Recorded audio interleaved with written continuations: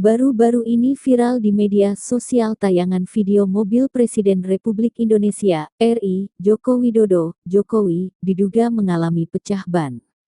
Rekaman itu pertama kali diunggah oleh akun TikTok bernama @koril48 pada Selasa tanggal 23 Januari tahun 2024.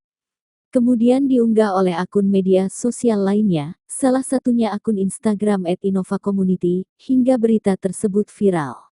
Narasi video tersebut menyebut bahwa mobil yang ditumpangi Presiden Jokowi mengalami pecah ban.